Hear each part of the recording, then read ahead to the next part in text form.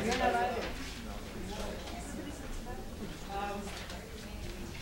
my pleasure to welcome you to this seminar, which is co-sponsored by the Center for Contributional Studies in the Law Faculty. And for those of you who do not know, my name is Sheth, and I am the Political Science Speaker Series Coordinator for this year, 2006-2007. This is the final session in our series before the annual lecture, which is on the 18th of April with Leha Ra and the Winds Fair. And so before I introduce our distinguished speaker, Dr. Falguni Sheth, I wanted to say a few words by way of wrapping up, but also by way of thanking those who have made this series possible. The speaker series, Speaking and Theorizing from Disciplinary Margins, has benefited from the generosity of a number of sponsors across the University of Alberta, but also across the broader campus Alberta, in particular Athabasca University. The series has been made possible by the support of the Department's two Canada Research Chairs, Dr. Janine Brody and Dr. Anna Yateman, as well as by Augustana faculty, the Faculty of Education, the University of Alberta Global Education Program, the Middle East and African Studies Program, among others. This support, in my view, has allowed us to participate in quite an unprecedented series of seminar topics and conversations across the disciplines. And I think for our department, this has been tremendous, but also I think for the broader Faculty of Arts and the university, because we have had participants who have come from various faculties. Further, the support from Athabasca University has allowed us to provide audio, video, and podcasting of most of the previous seminars, which are online on the Department of Political Science website. So all the series talks are there for those who may have missed them and are interested. I think this has created quite a fabulous digital archive, and I'm sure it will be of use long after this session is over, so the conversation will continue. Another objective of our series has been to enhance the student experience through student-only sessions, run by students for students. And I want to thank the Political Science Graduate Students Association and the Political Science Undergraduate Students Association for organizing and facilitating these student-only sessions. In particular, I want to thank Natasha Freiberg, and I want to thank, that's the character part, thank. I want to thank Derek Walker, the undergraduate president, for helping with this. But the session in particular has benefited throughout from what may be seen as kind of the invisible hand of power and influence behind the work that I'm doing. And that has been enabled by Nisha Nath, who has been absolutely fabulous. She's been and by Megan McKinsey, who also has helped tremendously, and particularly with the travel and other accommodations. So without them, I would have been lost, and I say that quite seriously. So a few comments about why I thought this particular session was and is important. Over the course of these lectures, we have heard a variety of subaltern voices and perspectives from disciplines and the way we think about politics or philosophy and and kind of critical social theory. Studying subaltern voices also should make us attentive then to the fact that subalternity can be reapplied in the disciplines. See these various suggestions, these various seminars suggested, such that there is a mandatory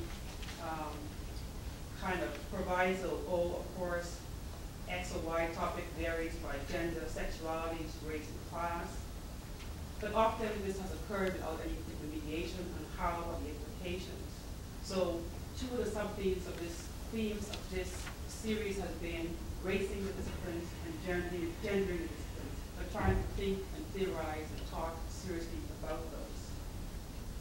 If we are serious about studying the subaltern voices, we also have to be attentive to the ways in which in contemporary life, active processes of relegating groups to the subaltern, silencing and marginalizing voices, is part of the ongoing process of power and domination.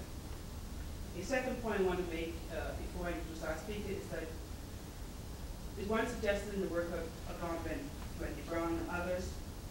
Politics is an ongoing process of creating spaces of inclusion and states of exception. The processes of being invited inside and casting outside, being excluded to the margins, is a reciprocal gesture. The cases of the hijab, niqab, and various coverings by Muslim women in Quebec are illustrative of this simultaneous process of inclusion and exclusion.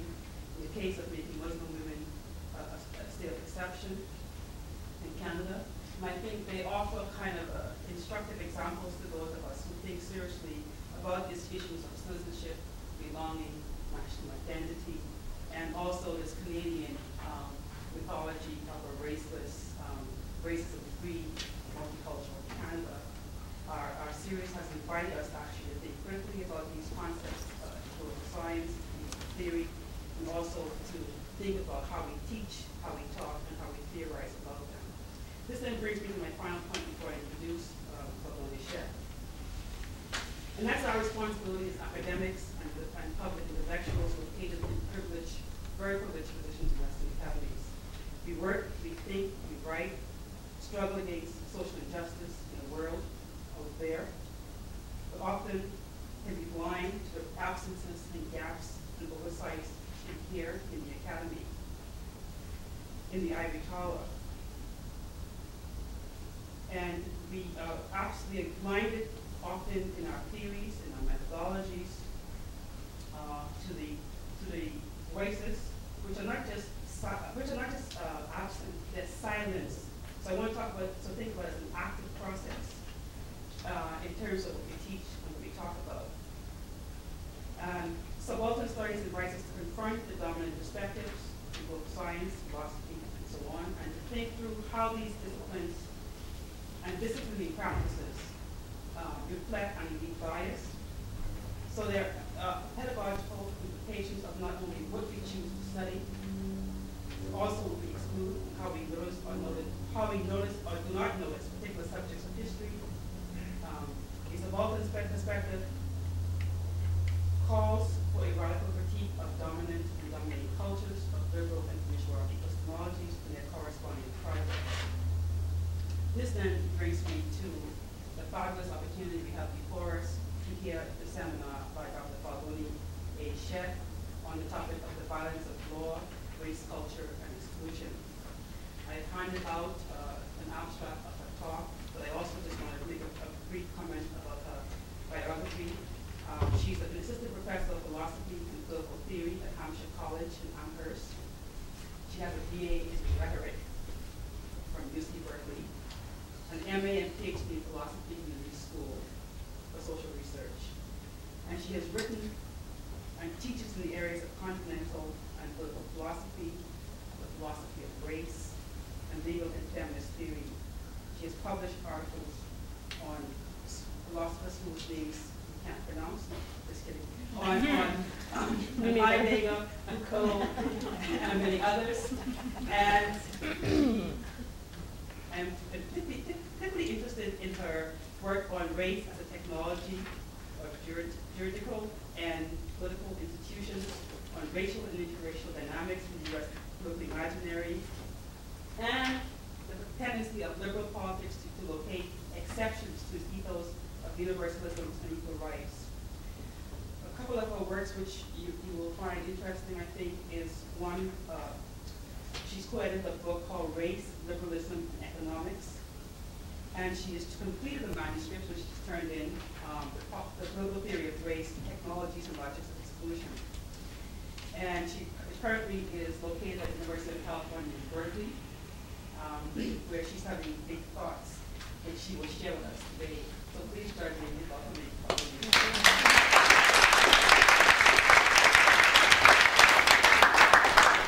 Thank you for that marvelously warm introduction. And also for contextualizing the series. I was really very much taken when I was first contacted by Professor Smith about a year ago with her, the way that she described her vision for this series, which was to start a conversation. So